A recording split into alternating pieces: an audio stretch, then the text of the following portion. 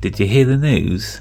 Somebody is going to be making a computer called an A1200. It's the same people that made this one, the A500 Mini.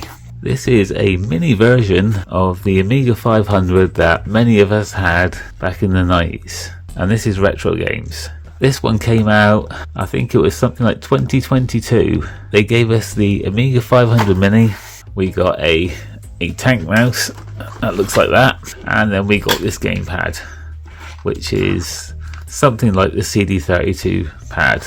But now, I say now they have announced, again, for the second time, they've announced they are recreating the Amiga 1200. The thing about the Amiga 1200 that you might not know is that it never really went away. Commodore made these over 30 years ago, and people have been using them for 30 years. Some of you may have put your Amiga away, but these Amiga 1200s have stood the test of time.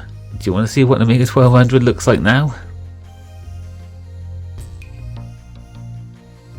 It's been modified a little bit, but this is basically what RetroGames are, I would say remaking, but they're not. They're making something that looks like this. So what you're going to get is a case like this, but it'll be white, with a keyboard, and there'll be a small system on the ship sat inside somewhere, probably towards the back, and then there'll be probably a load of weights inside just to make it feel like it's got something so it doesn't move around your desk. It'll mostly be empty inside, but it will look a lot like this. Now the problem with this A500 Mini is none of the buttons work.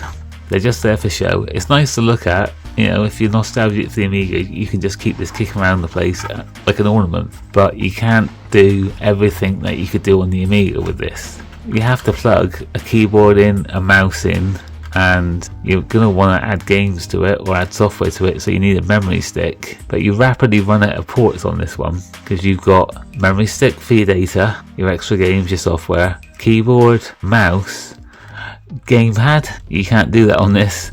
You need a hub, or you need maybe a keyboard and mouse dongle. You need something else. But that's one of the issues with this. The other issue is this wasn't really designed to run Workbench. This was basically designed just to be a games machine with a carousel. So you skip through the carousel and you've got 25 games that have been, curated. They're all the classics. But you can add your own, but a lot of those might need keyboard, mouse, gamepad, so you do run out of ports. You may have games or software that needs an actual real keyboard, and obviously this isn't that. These are just there to look at. So this was one problem with the Mini. When this came out, everyone loved it, but unfortunately it was only useful to a point. So this A1200 from RetroGames has been announced. You can pre-order it from next month. That's November if you're watching this at another time. But it's not actually due for release until June of 2026. They're not telling us if it's the 1st or the 30th. I guess, it'll probably get delayed anyway, to be honest, because everything gets delayed, doesn't it? But it's due out in 9 months. Now the good thing about these RetroGames full-size remake ones is they're definitely more nostalgic. I mean, these, because you haven't got the tactile feel of them, they don't actually feel all that nostalgic. Yeah, it looks cool, but you don't get the same feel that you would get from a real keyboard. We had the same issue with this one. This is a Commodore 64 Mini, well, the current edition. There's a new one coming out. That looks like this. So this is the C64 Mini, and again the keys don't do anything, but they did a maxi version of this where the keys did work, and that's what we're getting. That's what we're going to get with the Amiga. We're going to get a fully remade one, just like this Spectrum. Me and my brother had these back when they were current, and just the nostalgia of actually having the full-size thing with all the keys. I was actually surprised how much I remembered this one over even the Commodore 64. I had a Commodore 128 and I've barely used that C64 Mini. This one just feels like I've gone back to the 80s. Now I think one of the unanswered questions about the RetroGames A1200 is what flavour of Amiga 1200 is it going to be? When these were launched they had 2 meg of RAM. I think it was a 14 megahertz processor, But a lot of time's gone by and people have added accelerator cards. You can actually do quite a lot with these computers. They aren't just games machines. You could do 3D rendering. Admittedly, most people doing 3D rendering probably use the big box Amigas, but even so, you can take this from being a standard computer, put an accelerator in, and you could have done quite a lot with these, because apparently the RetroGames ones are going to let you run Workbench. But what flavour? Now here in front of you is an actual Amiga. It's been modded a bit, it's got a new case on it, but it is an Amiga board sat inside there. And this is a fairly modern version of Workbench.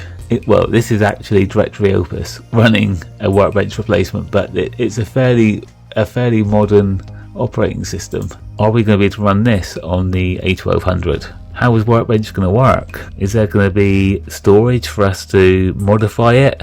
Is it just going to boot into Workbench and then we have to have like 4 save slots where we could do so much, but that's it? There's a lot of unanswered questions really. And the other thing is performance. Are they targeting just the base Amiga 1200? Because people, like I say, people would have put expansion boards in their Amiga. So this is an Amiga 1200, but it's kind of enhanced. But it has got an Amiga 1200 board in it, it's just got some expansions. And if we look at this software here, this will show us where I am with my computer. Now this is sysinfo. This will basically analyze our Amiga and tell us how good it is versus other Amigas. And the A1200's stock is right about there. So if we're just wanting to run basic Amiga software, that's where we are. We've got 14 megahertz, then the Amiga 4000 is 25 megahertz. So are they going to aim for this? Is this the level they're going to aim for? Because modern Amigas can kind of do a bit more now. Modern Amigas have got a little bit more juice in them. So if they want to give us the same power that we can run on a standard Amiga 1200, that's where I am at the moment, and I could go a lot higher than that. So here we have Amiga 600, Amiga 2000, Amiga 1200. So that is the performance of a normal Amiga 1200. What is the RetroGames one going to be like? Are we going to be able to scale it from that to that, or from that to even Amiga 4000 level? If this is where I am, and I can run lots of modern software, but it is still an Amiga 1200, what is the RetroGames one going to give us? Where in this are we going to be? That is a question. This A500 Mini, there is actually a way of running Workbench on this, but I'll be honest, it's not the fastest machine in the world for that. Obviously there's a system on the chip inside this, and they've designed it to run basically the carousel of games and whatever games you might put in that were kind of around for this era. But it's not exactly fast when you use it for Workbench, and I can show you that, but it's got nothing. This modern interpretation of Amiga has got absolutely nothing on this one. But if they're going to make it into a proper Amiga 1200, a modern 1200 that can do everything that this one here can, they're going to need to make sure the spec is suitable for running stuff like this. Because this is where we are in the 21st century with an Amiga.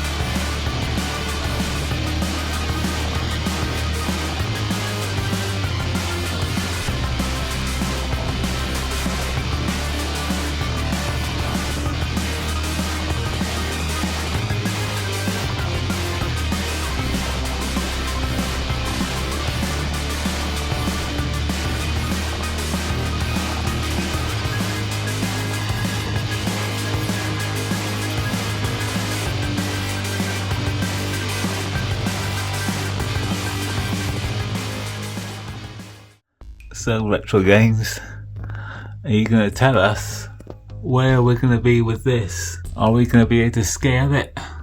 Or are we just going to be stuck with that? That is the one thing we don't know at this stage, is the performance and exactly what we're going to be able to do with it. I guess we'll just have to wait 9 months and see what comes out.